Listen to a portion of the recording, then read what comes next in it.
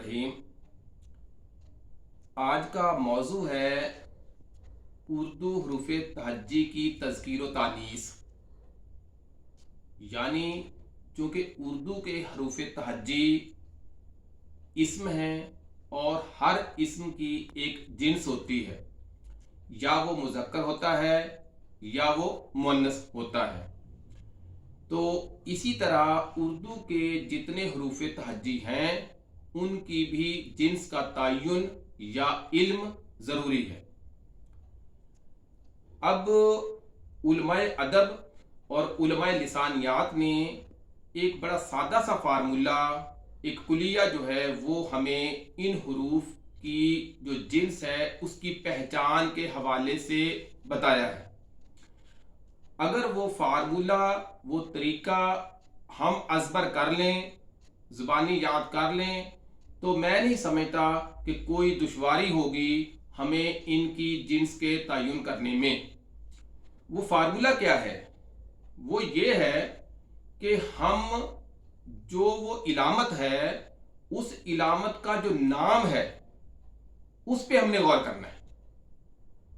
अगर वो नाम उसका दो हरूफ से मिलकर बनता है तो वो हर्फ जो है वो मुअन्नस होगा, और दूसरी सूरत में अगर उसका नाम दो हरूफ से ज्यादा वाले लफ्जों से बनता है, हरूफ से बनता है, तो उस सूरत में वो हर्फ जो है वो मुज़क्कर होगा। अब सबसे पहले मिसाल लेते हैं अलिफ की। देखें, अलिफ जब लिखा जाएगा, अलिफ लाम और फे लिखा जाएगा, तो इसका मतलब है कि ये दो से ज्यादा हरूफ से मिलकर बना है अलिफ का लफ्ज। तो इसलिए अलिफ जो है उसको हम मुज़क्कर कहेंगे। और जब हम बे लिखेंगे तो बे और या दोनों को मिला के लिखेंगे। अब बे और या से मिलकर जो लफ्ज बना है यानी वो दो हरूफ पर मुश्तमिल है। जब दो हरूफ पर मुश्तमिल है तो इसका मतलब ये है कि बे को हम मुअन्नस कहेंगे।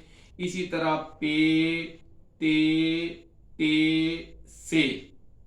अब ये तमाम हरूफ जो हैं ये इनका नाम दो दो हरूफ पर मुश्तमिल है, तो इसलिए इनको हम मुअन्नस कहेंगे। इसके बाद आ गया जीम। अब जीम देखें, जी उसके अंदर हम जीम लिख रहे हैं, या लिख रहे हैं और मीम लिख रहे हैं, यानी तीन हुरूफ पर मुश्तमिल इसका नाम है। तो इसका मतलब ये हुआ कि इस हम कुलिये के मुताबिक इसको कह सकते हैं कि ये मुज़क्कर है। फिर देखें, जीम के बाद हे है, अब वो भी दो हरफों से बना है। खे ये भी दो हरफों से, चे ये भी दो हरफों से। इसी तरह इनको हम मुअन्नस कहेंगे। अब चला गया दाल, दाल, जाल। अब इनको हम देख रहे हैं कि इनका जो नाम है वो तीन तीन हुरूफ से मिलकर बन रहा है, लिहाजा हम इनको मुज़क्कर कहेंगे। अब रे, जे और जाय फारसी तीन नुक्तों वाला। अब उसमें देखिए, अभी तीनों जो है हुरूफ ये दो दो हुरूफ पर मुश्तमिल इनका नाम है, तो इसलिए अब हम इनको मुअन्नस कहेंगे। अब आगे चले जाएंगे, सीन, शीन, स्वाद, ज़्वाद। अब इनमें देखें, ये सारे जो हुरूफ बोले जा रहे हैं और इनको इनका जो नाम है, इनका जो इस्म है वो तीन हुरूफ पर कम अज कम मुश्तमिल है, यानी दो से ज्यादा पर है, तो लिहाजा इनको हम मुज़क्कर कहेंगे। अब ये त्वा ज़्वा जो है ना, चूंकि ये फारसी और अरबी खत जो है उसको अपनाया गया है उर्दू के लिए, तो अरबी में ये त्वा और ज़्वा वो दो हरफी ही नाम है, तो लिहाजा त्वा और ज़्वा यानी तोय और ज़ोय दोनों को हम मुअन्नस ही कहेंगे। और अब चलेंगे आइन, गैन। अब ये देखें, इनका जो नाम है वो तीन तीन हुरूफ पर मुश्तमिल है, तो लिहाजा इसको हम मुज़क्कर कहेंगे। आइन गैन के बाद आप देख लें अगले हुरूफ आ गए हैं, फे आ गया। अब फे देखें दो हुरूफ पर, फे और या से बन रहा है तो मुअन्नस है। फिर काफ, काफ और गाफ। अब ये देखें, ये जो है दो से ज्यादा से पर मुश्तमिल है इनका जो नाम है, तो इसलिए इनको हम मुज़क्कर कहें। फिर लाम, मीम, नून, वाओ, یہ سارے کے سارے جو ہیں یہ دیکھیں مذکر ہی بنتے جائیں گے. اور ہے، اب ہے دیکھیں ہے اور یا ہے، اب اس کے اندر دو حروف پر مشتمل اس کا نام ہے، تو لہٰذا ہم اس کو مؤنث کہیں گے. اب ہے کے بارے میں یاد رکھیں، دو چشمی ہا ہو یا یہ ہے گول والی مدورہ ہے ہو، ان دونوں صورتوں میں ہم اسی کو مؤنث ہی کہیں گے. اور اب حمزہ دیکھیں، اب حمزہ کا نام جو ہے دیکھیں وہ تو یہ ہے، میم ہے، زے ہے اور دو گول ہے. اب ان سے مشتمل ہے، ان پر مشتمل ہے، تو اس کا مطلب یہ ہوا کہ اس کو بھی ہم مذکر کہیں گے. اب یہ اور یہ، اب اس میں دیکھیں ہم، یہ جو ہے وہ اور چھوٹی ہو یا بڑی ہو، اب یہ جو ہے وہ دو حروف پر مشتمل نام ہے، تو لہٰذا وہ مؤنث ہے. اب یہ سیدھا سا کلیہ یہ بن گیا کہ جن جن حروف کا نام دو حرفوں پر مشتمل ہے وہ سارے کے سارے مؤنث ہیں اور باقی تمام کے تمام مذکر ہیں. اب لیکن ایک بات یاد رکھیے کہ کچھ استثنائی صورتحال بھی ہوتی ہے، تو جیم جو ہے اس کے بارے میں موجودہ صورتحال میں علماء ادب کے درمیان اختلافی رائے ہے. کچھ اس کو مذکر کہتے ہیں، کچھ اسے مؤنث کہتے ہیں.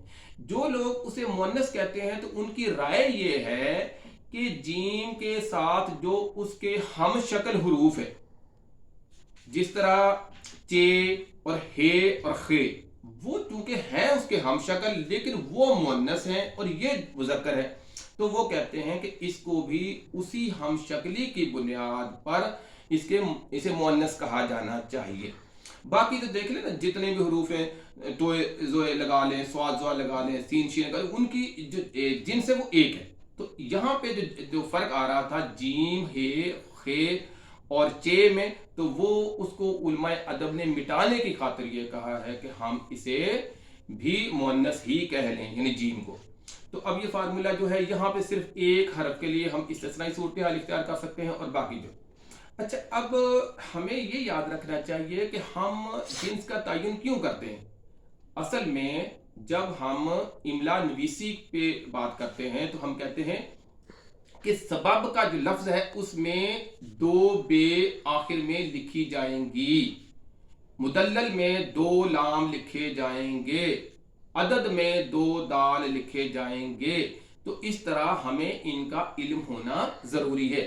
یا الف اس شکل کا لکھا جاتا ہے، تو اس لیے گفتگو میں بھی، املا نویسی میں بھی ہمیں لازمی طور پہ اس کے حوالے سے معلومات ہونی چاہیے. اب یہ تمام جو بات آپ کے سامنے رکھی گئی ہے، تو اس کے جو ماخذات ہیں جن سے اس کو جو ہے اخذ کیا گیا ہے، تحقیق و ترتیب دیا گیا ہے، تو ان میں تھوڑا سا جو ہے آپ کی توجہ جو ہے ادھر مبذول کرنا چاہتا ہوں. ایک آپ یہ دیکھیے گا کہ یہ چھوٹا سا لغت ہے، تو یہ فیروز اللغات کے نام سے، یہ عام جو چھوٹے طلباء ہیں ان کے لیے بڑا سود مند ہے، تو اس کی مدد لی گئی ہے. اور ایک یہ اظہر اللغات جو ہے، یہ ویسے اتنا مستند نہیں ہے لیکن پھر بھی حوالے کے لیے عام طور پہ استعمال کیا جاتا ہے، تو اس کا سہارا لیا گیا ہے. اور یہ جو لغت ہے یہ اصل میں انگریزی جو ہے اس حوالے سے ہے، یعنی ہر اردو لفظ کی اس میں انگریزی بتائی گئی ہے اور اس کا نام ہے standard dictionary Urdu to English. تو یہ بھی اس حوالے سے ہماری بہت رہنمائی کرتا ہے. اور زیادہ جو مستند ہمارے پاس ماخذات ہیں ان میں سے یہ نور اللغات ہے جلد اول، اور اسی طرح نور اللغات جلد دوم ہے. تو اس کو ہم جو ہے اس حوالے سے ایک ماخذ کے طور پہ استعمال کر سکتے ہیں. اور جو لوگ ایک جلد میں کوئی اچھا لغت رکھنا چاہیں تو وہ علمی اردو لغت استعمال کر سکتے ہیں، یہ بہت ہی سود مند ہے اس حوالے سے. اور ایک ہمارے پاس اور مفید قسم کا لغت ہے کفایت اردو لغت، تو اس کی مدد بھی لی جا سکتی ہے. اور شمس الرحمن فاروقی کا نام ہمارے ہاں بہت زیادہ معتبر ہے، اور انہوں نے لغات روزمرہ کا یہ جو تصنیفی کام کیا ہے، تخلیقی کام کیا ہے، یہ ہمارے لیے بہت ہی ایک بنیادی سورس ہے اور ذریعہ ہے علم سیکھنے اور سکھانے کا. اور یہ فرہنگ تلفظ جو ہے شان الحق حقی کا، یہ تو ہم سبھی جانتے ہیں کہ جب سے اسے مقتدرہ قومی زبان نے شائع کیا ہے تو اس کی اہمیت جو ہے بہت زیادہ بڑھ چکی ہے. तो इसका सहारा भी लिया जा सकता है। इसमें एक तो तमाम अल्फाज जो हैं उनका तलफ़ुज़ दिया गया है, और इस तरह के जो मामलात हैं तज़कीर व तानीस वाले, उनको भी हल किया गया है। यहाँ पे ये भी याद रखिए कि उर्दू के हरूफ तहज्जी चूँकि 54 है, 54 है, 37 हरूफ तहज्जी की अभी हमने बात की है, तो इसके साथ अगर हम नून गुन्ना को शामिल कर लें तो नून गुन्ना की जिन्स वही होगी जो नून की होगी, और दो चश्मी हा की भी वही होगी जो गोल हे की होगी। अच्छा, इस तरह ये 39 हो गए, और 15 हरूफ तहज्जी वो हैं जिनको हम मुरक्कब अस्वात या भारी अस्वात कहते हैं, जिनको हम दो चश्मी हा के साथ मुख्तलिफ हरूफ को मिलाकर लिखने से पैदा करते हैं। मिसाल के तौर पे भे, थे, ठे, खे, घे। अच्छा, उनकी जो जिन्स है वो भी वही होगी जो उस हर्फ की होगी जिससे वो दो चश्मी हा को मिला के लिखने से सौत कायम की गई है। मिसाल के तौर पे अगर हम भे की बात करें तो जो बे की जिन्स है वही भे की है, क्योंकि भे जब लिखेंगे, जब हम बे और दो चश्मी हा को तो हमने एक समय लिया, उसके बाद या समय लिया, तो अब वो भी दो हरफी नाम ही है।